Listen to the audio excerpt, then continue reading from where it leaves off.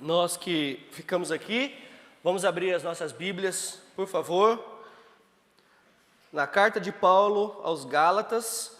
Nós vamos ler do capítulo 1, dos versos 13 até o final, até o 24.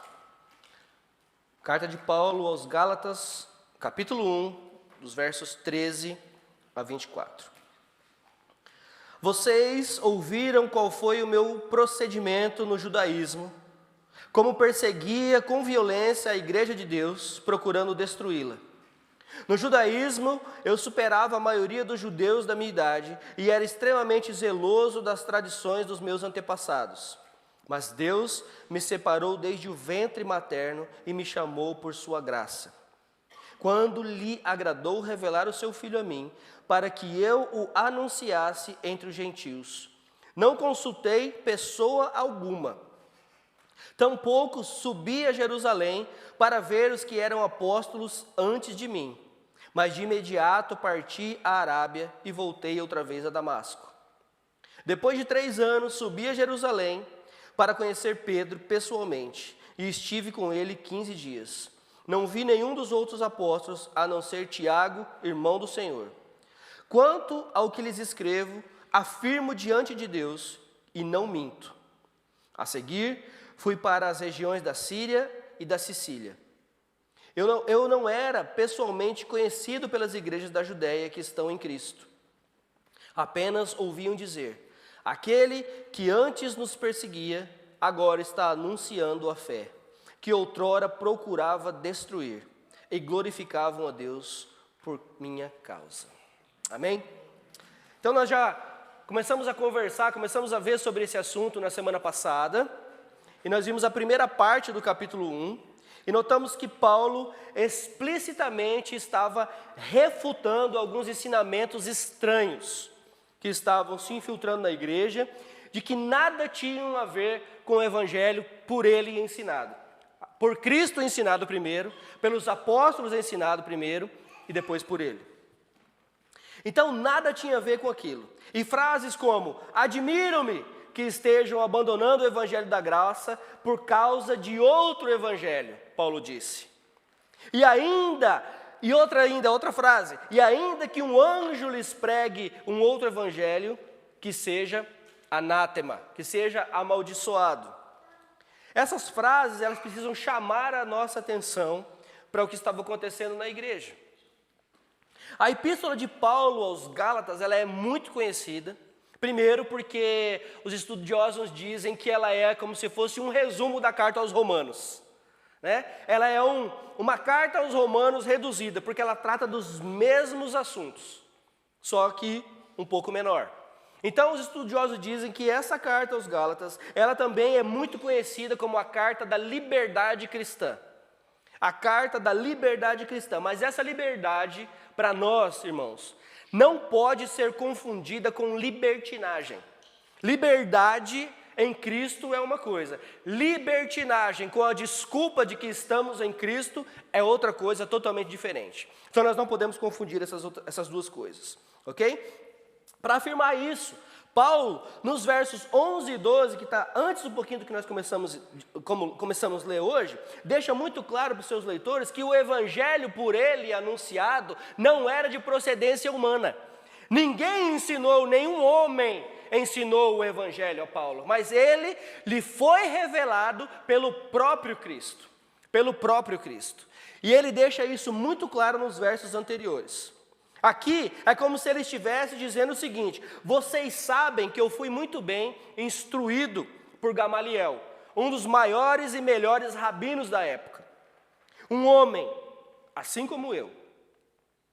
Mas esse evangelho que eu tenho lhes ensinado é de procedência direta de Cristo. É acerca de Cristo e para a glória de Cristo. Não é nada acerca de mim, é tudo acerca dele. Eu não recebi de homem, mas eu recebi de Cristo. E é acerca de Cristo e para a glória de Cristo. Então nós vamos ver dos versos 13 a 16, esse pedacinho que nós vamos separar aqui, que o que Paulo está querendo, então, vamos dizer assim, fechar esse assunto com a igreja. Lembra do que eu disse semana passada, que nós podemos usar a nossa experiência com Jesus para falar com as pessoas, porém nós não podemos confundir a nossa experiência com a pregação do Evangelho. Lembra disso? Eu posso usar o que Deus fez na minha vida, eu posso falar o que Deus fez na minha vida como testemunho de fé, mas isso não é o Evangelho. Isso pode me levar, isso pode ser uma porta, uma janela de abertura para que eu possa pregar o Evangelho, mas isso em si, somente isso não é o Evangelho. Então precisamos tomar cuidado com isso. Então, é exatamente o que Paulo faz aqui nessa porção que nós lemos. Paulo aqui, que ele dá ênfase no que ele se transformou por causa de Cristo. Veja que a ênfase não é no que eu era, no que eu sou hoje, no que eu tinha, no que eu não tinha, no que eu tenho hoje, como nós temos visto muitas vezes. Ah, eu era isso, aquilo outro, hoje eu sou isso. Ah, eu não tinha nada, hoje eu tenho tudo. Ah, eu não tinha carro, hoje eu tenho uma Ferrari. Ah, eu não falava isso, agora eu falo isso. Entende? Não estou dizendo aqui também que Cristo não pode fazer isso. Cristo pode fazer isso, mas esse não é o foco. O foco do Evangelho é Cristo e Cristo crucificado, para perdão dos nossos pecados. Amém? Então é isso que nós precisamos ter em mente. Então, Paulo fala o seguinte: vocês ouviram qual foi o meu procedimento no judaísmo, como perseguia com violência a igreja de Deus, procurando destruí-la. No judaísmo, eu superava a maioria dos judeus da minha idade, e era extremamente zeloso das tradições dos meus antepassados, mas Deus me separou desde o ventre materno e me chamou por sua graça, quando lhe agradou revelar o seu Filho em mim, para que eu o anunciasse entre os gentios. Não consultei pessoa alguma. Paulo aqui, ele fala da sua religiosidade anterior, de seu conhecimento limitado e julgador. Paulo está falando do seu conhecimento humano, limitado e julgador. Isso não era novidade para os Gálatas, tá? Lembre-se, a notícia corria muito rápido. Os Gálatas sabiam que Paulo, outrora, era um perseguidor da igreja. Isso não é novidade nenhuma para eles. Eles conheciam a história, eles sabiam que esse mesmo que agora lhe estava pregando o Evangelho, foi um dia perseguidor da igreja. Segundo Atos nos relata, no capítulo 26, quando Paulo faz sua defesa perante o rei Agripa, ele mesmo fala acerca disso. Eu que antes era um perseguidor, eu era um caluniador da igreja, mas hoje eu sou um pregador do Evangelho. Quando Estevão, o primeiro mártir da igreja, foi apedrejado, Paulo estava lá. Atos capítulo 7 e 8, Paulo estava lá, consentindo com a morte de Estevão, segurando as vestes daquele que estavam apedrejando Estevão. Ali, nós cremos, e os estudiosos também já dizem isso, que ali o Senhor Jesus já estava preparando Paulo para o ministério. Ali, alguma coisa já estava acontecendo com Paulo. Então, pensem nisso. Aqui no verso 13, que acabamos de ler, Paulo diz que ele procurava destruir a igreja de Cristo. Vejam a figura desse homem agora. Justo perante os homens, fiel às suas crenças e tradições, inteligentíssimo, como ele mesmo diz, ele superava a maioria dos judeus da sua idade. Mas vejam o testemunho. Mas Deus me separou desde o ventre materno e me chamou por sua graça, quando lhe agradou revelar o seu Filho em mim, para que eu anunciasse entre os gentios, e não consultei pessoa alguma. Ele não só apareceu a mim, ele se revelou a mim. Ele não só apareceu a mim, mas ele também me transformou, Paulo está dizendo. E é exatamente isso que aconteceu comigo e com você. Ele não só se revelou a nós, mas ele também nos transformou. Ele tirou a gente daquele caminho que nós vivíamos, com passos largos à perdição, nos tirou desse caminho e agora estamos caminhando com ele rumo à terra prometida, a Nova Jerusalém. É isso que ele fez nas nossas vidas, ele nos transformou. Portanto, meu testemunho não é que um dia eu fui zeloso pela tradição judaica, diz Paulo, e hoje eu sou um cristão. Não que eu mudei de religião. Meu testemunho é que Cristo se revelou a mim e me transformou. Esse deve ser o nosso testemunho. Cristo se revelou a mim e me transformou. Cristo me transformou de perseguidor a pregador do Evangelho. Cristo me transformou de blasfemo a adorador do Senhor Jesus Cristo. Cristo me transformou de assassino a assassinado por causa dele. Porque Paulo foi assassinado, Paulo foi morto por causa do Evangelho, ele foi decapitado por causa do Evangelho. Então, irmãos, sabe aqueles que nós olhamos assim e pensamos, esse não tem jeito. Sabe esses? Sabe esse que nós olhamos e falamos, esse já deu. Esse não tem mais jeito. Para Jesus tem. Para Jesus tem jeito. Para Jesus tem jeito. Paulo não tinha jeito. Eu não tinha jeito. Você não tinha jeito. Mas Jesus deu um jeito na gente. Jesus deu um jeito na gente. Então para de olhar para o lado e falar que o outro não tem jeito. Você fala isso quando você olha no espelho. Esse aí não tinha jeito. Mas Deus deu um jeito. E tem dado um jeito. E tem dado um jeito. Paulo diz que mesmo tendo feito tudo o que fez, ele declarou, assim como o profeta Jeremias, também declarou: Deus me escolheu ainda no ventre da minha mãe. Não interessa o que eu fiz, o que interessa é o que eu sou hoje. Não interessa o tanto de sofrimento que eu causei, o que interessa é o amor que eu tenho por Cristo hoje. Por quê? Porque Deus nos escolheu dentro do ventre da nossa mãe. Quem nunca? Eu pelo menos faço isso. Quem nunca já orou pedindo assim, poxa Senhor, por que o Senhor não me salvou antes? Por que eu tive que fazer tudo isso que eu fiz? E nós não temos e nunca vamos ter a resposta para isso.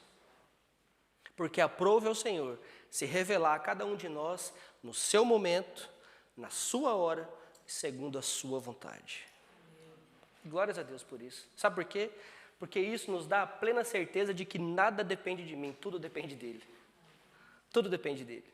Nada depende de mim. Deus me escolheu ainda no ventre da minha mãe. Ele ainda não sabia, eu ainda não sabia, você ainda não sabia, mas aprove a Deus se revelar. E quando Deus se revela, não há outra coisa, irmãos. Quando Deus se revela a nós, não há outra coisa a fazer senão colocar o nosso rosto no pó e adorar esse Deus. E não sou eu que coloco o rosto no pó, é Ele que joga a minha cara no pó. Porque é pelo poder do Espírito que eu faço isso. Irmãos, quando Deus se revela, não existe outra opção senão se render a Ele. Senão se render a Ele. Notem uma coisa importante aqui, a parte B do verso. E Ele me chamou por sua graça. Ele me chamou por sua graça.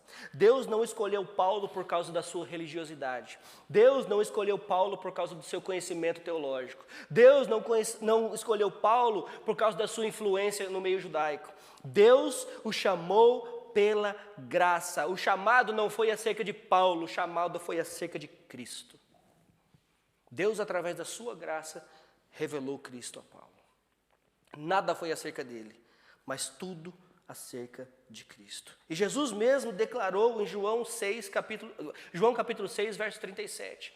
Ele mesmo declarou isso.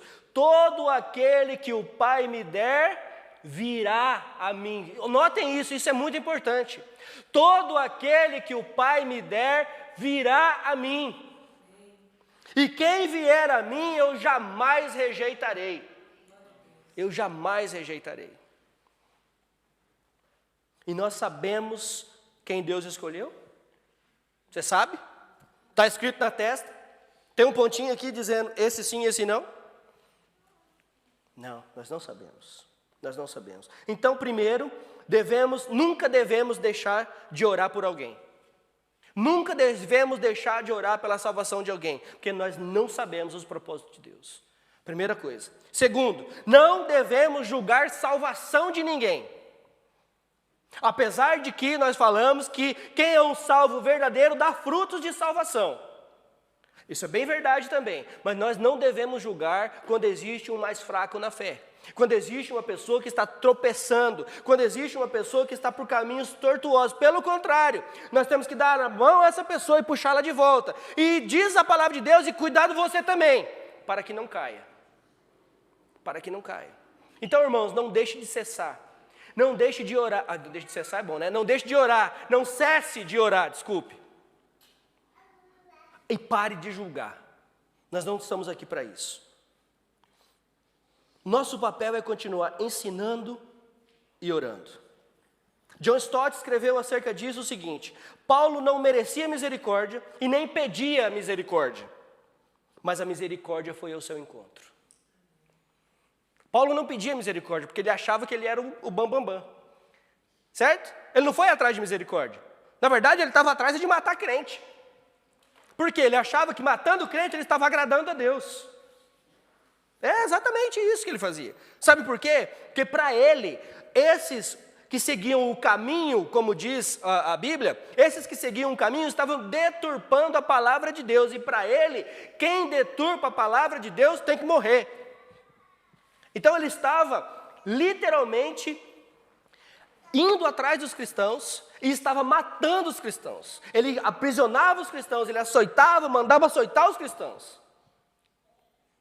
E é exatamente isso que ele fazia. Ele não estava pedindo misericórdia, ele não merecia misericórdia. Merecia? De acordo com o que ele fazia. Se você olhasse com os nossos olhos humanos, Senhor, tem misericórdia de Paulo. Ele quer me matar, mas tem misericórdia dele. Você tinha coragem de fazer isso? Não, nós não temos coragem de fazer isso. Nós não temos coragem de fazer isso. Mas a misericórdia foi ao seu encontro. Assim, exatamente assim acontece conosco. Sem a iluminação do Espírito, nós nunca nos achegaríamos diante de Deus, pedindo misericórdia. Nunca oraríamos pedindo misericórdia pelo pecado do outro. Nunca teríamos condições de fazer isso. Isso quem nos dá, isso quem faz em nós, isso quem atua em nós é o próprio Espírito Santo de Deus. É Ele que faz isso. E notem, o final do verso 15. Quando lhe agradou, e aí partindo para o 16, revelar o seu Filho em mim, para que eu anunciasse entre os gentios. Vejamos o propósito disso tudo. Deus pega um judeu, perseguidor de cristão, que simplesmente desprezava os gentios, ou seja, o não judeu, e diz para ele: você não vai pregar para o judeu. Você não vai pregar para o judeu. E ele poderia até, ter um pouco, peraí, como é que faz esse negócio? Eu sou judeu, eu sou, como diz o pastor Hernandes Dias Lopes, o pastor Hernandes diz que Paulo era um judeu puro sangue. Paulo era um judeu puro sangue. Ele conhecia as leis, ele era um fariseu. Ele poderia ter dito: peraí, eu quero ir lá pregar para eles, porque eles me conhecem, eles sabem quem eu sou, eles sabem quem eu fui. Eu quero mostrar para eles que agora eu sou diferente, que agora eu fui alcançado por esse evangelho, agora eu quero anunciar esse evangelho. E Deus separa ele para pregar para os judeus, justamente para o povo que ele odiava também. Ele também odiava. Deus então revela Jesus a Paulo e agora dá ordem: vá e pregue aos gentios. Vá e pregue aos gentios. Então agora convertido, Paulo, ao invés de ir para Jerusalém primeiro, volta para Damasco, vai para a Arábia, passa lá 3 anos, não se sabe fazendo o que, a Bíblia não diz, a Bíblia só diz 3 anos. Nós na nossa mente limitada, ficamos imaginando, porque não tem como imaginar, não tem como saber. A Bíblia não relata, a Bíblia não fala isso. Como é que Jesus revelou o Evangelho para Paulo nesses 3 anos? Foi um intensivão de teologia, pastor Kleber, durante 3 anos? De manhã, de tarde, de noite, de madrugada orando? Deve ter sido. Então, durante 3 anos, Paulo ficou ali aprendendo de Cristo. Como é que foi isso? Será que ele ouvia? Será que só vinha? Como foi isso? Será que Deus mandou um anjo falar? Será que o próprio Jesus apareceu para ele ali naquele momento de novo? Nós não sabemos. Nós só sabemos o que a Bíblia relata. Eu não recebi de homem nenhum, mas recebi do próprio Cristo. Já teve essa experiência? Não é homem nenhum me falando, mas é o próprio Cristo, me puxando de volta, me trazendo para o caminho e dizendo para mim, olha, está errado, corrija, corrija.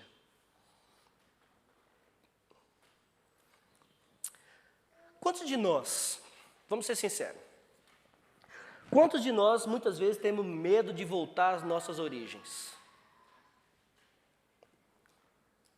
Sabe aquelas pessoas que nos conheciam antes de Cristo? Sabe aqueles? Pois é. Aqueles que olham para mim hoje e falam assim, você? Pastor?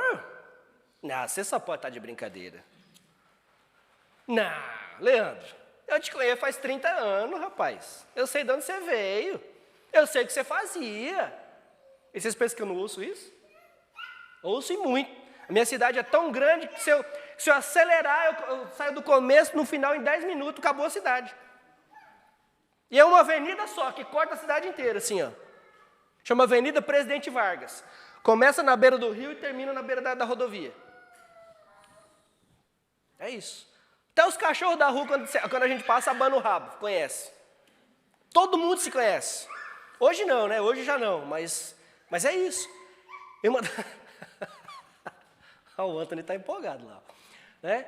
Mas é verdade, uma das primeiras vezes que nós voltamos ao Brasil, a gente tinha esse receio. Mas nós não devemos ter. Nós não devemos ter esse receio. Porque foi exatamente isso é exatamente isso que o Senhor quer que nós façamos.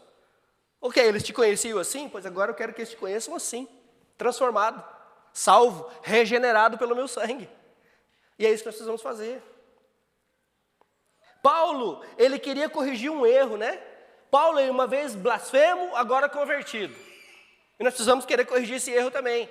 Uma vez blasfemos, agora convertido. Uma vez tomado de desprezo, agora desprezado. Uma vez perseguidor, agora perseguido. Uma vez cheio de ódio, tomado por ódio, agora tomado pelo amor a Cristo. E isso tudo por causa e pela causa de Cristo, irmãos. Por causa e pela causa. Verso 23 diz o seguinte: vocês ouviam dizer, aquele que antes os perseguia, agora está anunciando a fé que outrora procurava destruir. E glorificavam a Deus por minha causa. Glorificavam a Deus por minha causa. Já pensaram nisso? Pessoas glorificando a Deus por causa do nosso testemunho e por causa da pregação do Evangelho através das nossas vidas? Já imaginou isso? Você já imaginou a alegria? Pessoas que sabiam do nosso passado e que agora glorificam a Deus pela transformação que Deus gerou nas nossas vidas? Já experimentou isso? Tente experimentar. Como é que nós podemos experimentar isso? Abrindo a nossa boca, falando da transformação que Cristo gerou em nós, e pregando, e usando essa chave de ignição para pregar o Evangelho. Para pregar o Evangelho. Pessoas glorificando a Deus por causa do nosso testemunho e por causa da nossa pregação do Evangelho. Mais uma vez, John Stott, escrevendo a respeito, ele diz o seguinte, que essa porção do texto de Gálatas, do capítulo 1, dos versos 13 a 24, pode ser resumido da seguinte forma: o fanatismo da sua carreira antes da conversão, a iniciativa divina da sua conversão e depois o seu isolamento quase total dos líderes da igreja de Jerusalém, tudo contribuía para provar que sua mensagem não era humana, mas divina. Além disso, essas evidências históricas e circunstanciais não poderiam ser contestadas. O apóstolo pode confirmar e garantir com isso uma solene afirmação. Ora, acerca do que vos escrevo, eis que diante de Deus testifico que não minto. Que não minto. Diante de Deus testifico. Eu era isso aqui, mas hoje eu me tornei isso aqui. E é isso que nós precisamos fazer também. Essa precisa ser uma atitude que nós precisamos tomar. Diante de Deus e diante do povo, diante dos irmãos, diante das irmãs e diante de quem está nos vendo, de quem está nos assistindo. Diante de Deus, nós precisamos dizer, olha, antes assim, mas agora assim, transformado, regenerado, salvo, limpo, lavado pelo sangue do Cordeiro. Essa precisa ser parte da nossa vida. Nós precisamos dar testemunho daquilo que Cristo fez em nós. Acho que de tudo isso que nós falamos, nós poderíamos tirar 3 lições importantíssimas aqui hoje. Primeiro, nós devemos ter absoluta certeza da natureza do Evangelho. Absoluta certeza da natureza do Evangelho. Isso é necessário? Fé. Lembra? Fé, submissão, coragem e obediência. Lembra? Coragem, submissão, obediência e fé. Melhor nessa ordem. Precisa ter coragem, precisa ter submissão, precisa ser obediente, precisa ter fé. Então nós precisamos ter absoluta certeza da natureza do Evangelho.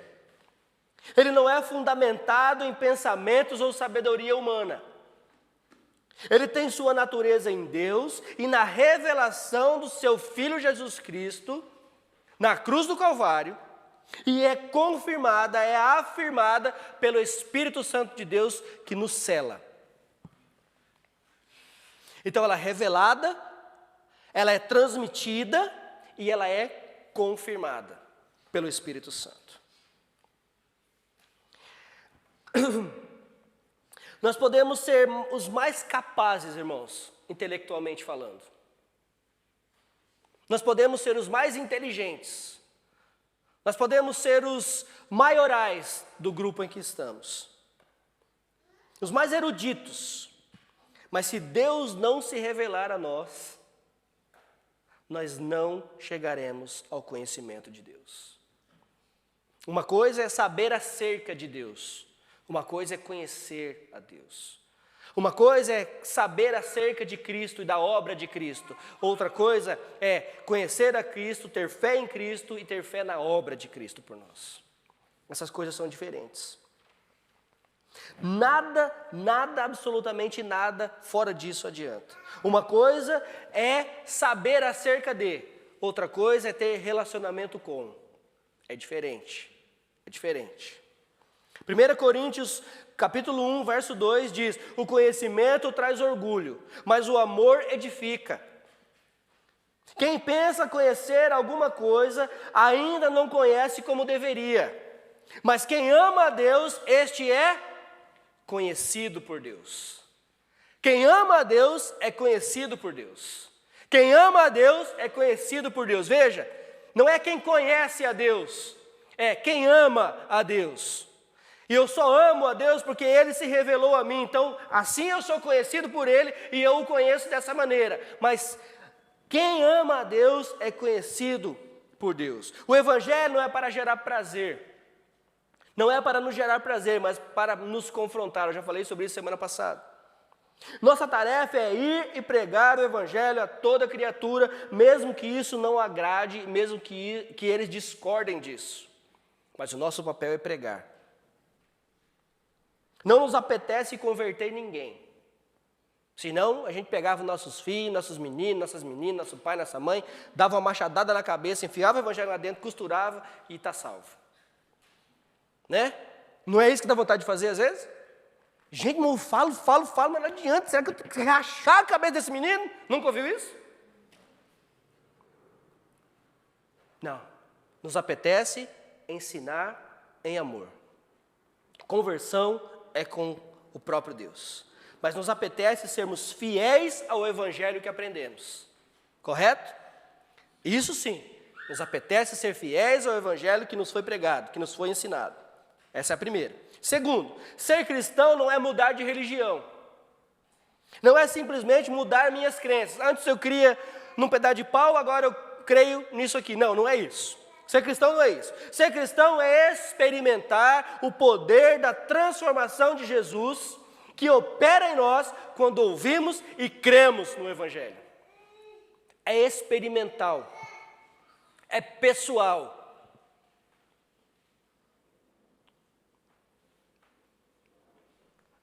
Isso é ser crente.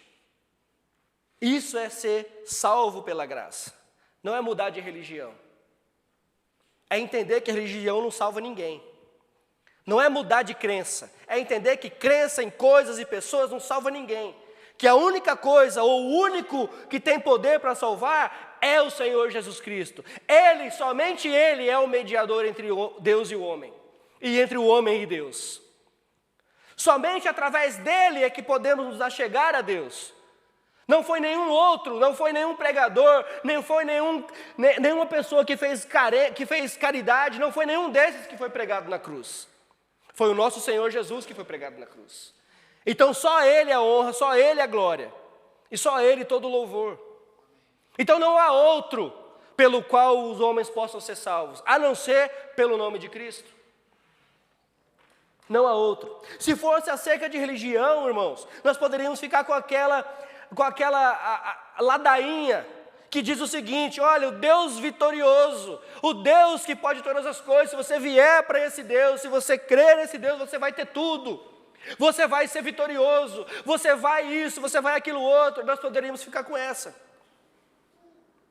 Porque Deus é bom, Deus faz tudo que eu quero, Deus faz tudo que você quer. Ele vai te dar tudo que você quer. E adivinha?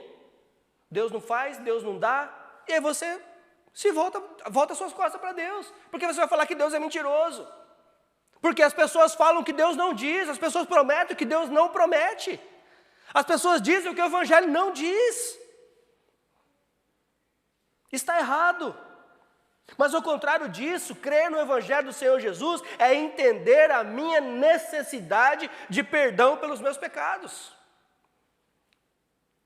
É entender que nada que eu faça possa mudar a minha situação, a não ser pela fé naquele que se entregou por mim. Nada que eu faça muda a minha situação. Nada de bom que eu faça vem de mim mesmo. Tudo que nós fazemos de bom vem do Senhor. Vem do Senhor. Se fosse acerca de religião, nós diríamos o seguinte: venha como você está e permaneça assim, porque Deus te ama do jeito que você é. Do jeitinho que você é. E não é isso que estão pregando hoje por aí? Você faz isso, outro, né? Jesus te ama assim mesmo. Venha e continue assim, fica tranquilo. Mas o Evangelho nos diz o seguinte: venha como você está, mas não continue o mesmo. Venha como você está, mas seja transformado pela renovação da sua mente, para que você possa experimentar a boa, agradável e perfeita vontade do Senhor. Seja transformado pelo poder do perdão dos pecados, pela regeneração de Cristo, pela obra magnífica do Espírito Santo atuando em nós. Isso é a mensagem do Evangelho. Venha como você está, mas não permaneça o mesmo. Não permaneça o mesmo. E terceiro, para encerrar, nós vimos aqui 3 tipos de pessoa. 3 tipos de pessoas. Primeiro, nós vimos os exemplos dos judaizantes, na primeira mensagem na semana passada, querendo infiltrar ensinamentos oriundos de outras crenças ao Evangelho. Costumes que nada tinha a ver com o Evangelho da graça. Certo? Vocês estão vendo isso na igreja hoje? As pessoas querendo colocar coisa. Vamos partir do princípio. Nós estamos aqui prestando um culto, correto? Ok? Nós estamos aqui prestando um culto a quem? A Deus. Como é que nós prestamos culto a Deus? Adorando, servindo, pregando, ensinando a palavra, ouvindo a palavra de Deus, orando, correto? Correto?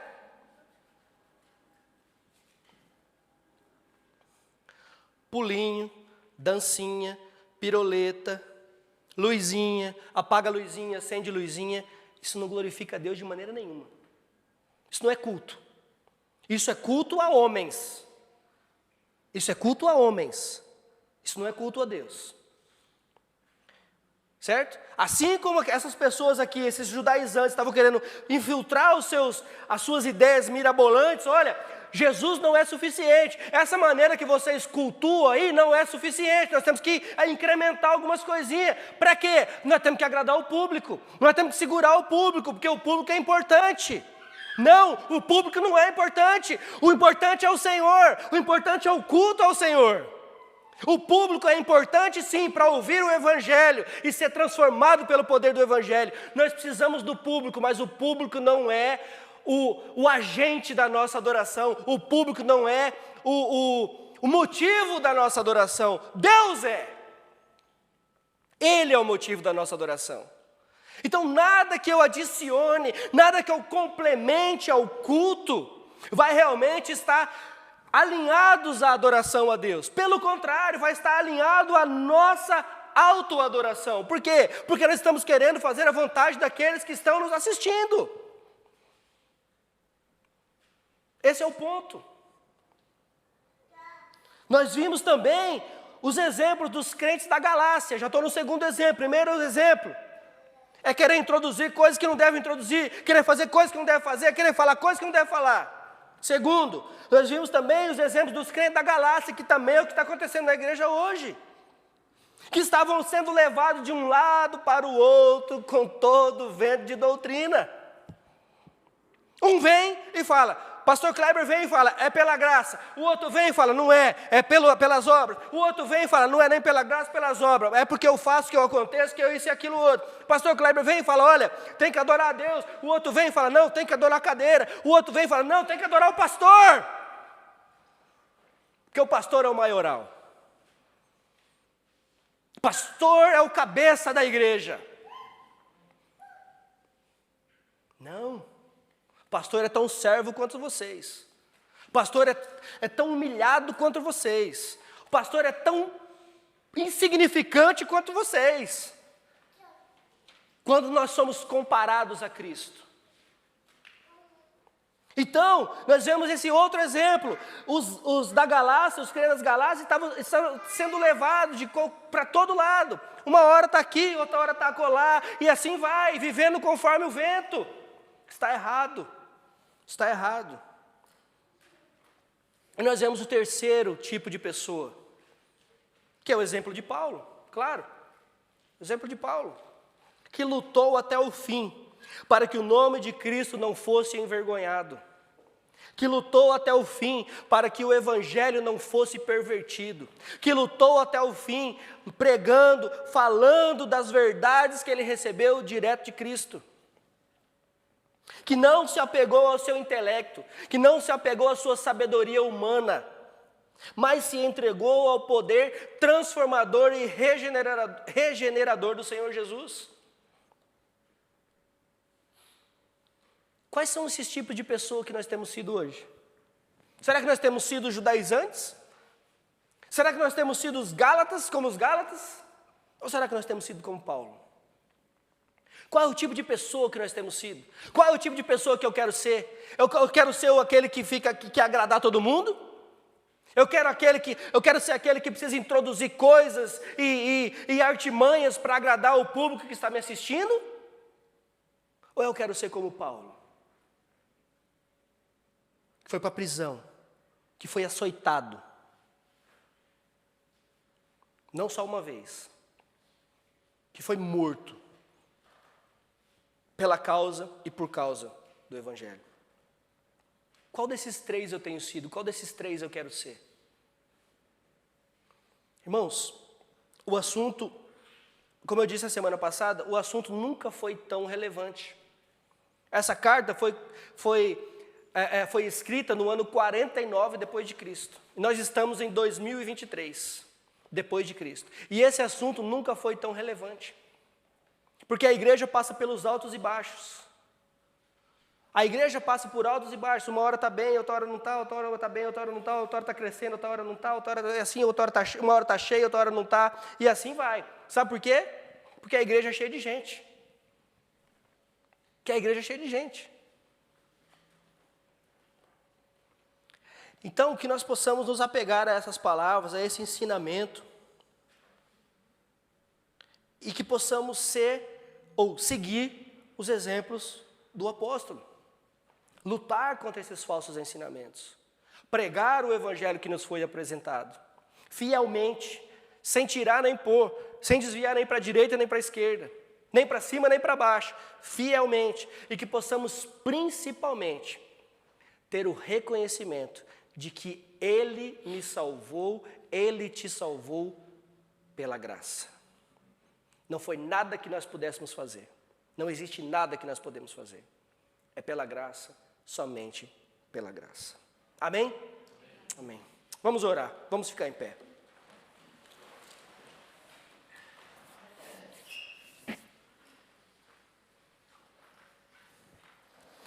Pai Santo, mais uma vez, ó Pai, nós estamos diante de Ti, carecidos, ó Senhor, da Tua graça, todos os dias, Senhor. Senhor, nós Te louvamos, nós Te bendizemos, ó Pai, porque o Senhor nos tirou, o Senhor nos resgatou daquela vida que vivíamos, ó Pai. O Senhor se revelou a nós de maneira extraordinária. E hoje nós podemos dizer que somos lavados e remidos pelo Teu sangue. Senhor, nós oramos por nós, que somos salvos, para que o Senhor nos fortaleça na fé todos os dias. Nós oramos também por aqueles que estão ainda engatinhando nesse processo, que estão apenas ouvindo pela primeira vez o Evangelho, que não ainda experimentaram o poder da Tua salvação. Nós oramos por esses também. Que em nome de Jesus o Senhor possa se revelar a eles de maneira extraordinária, Senhor. E que eles possam entender a necessidade que eles têm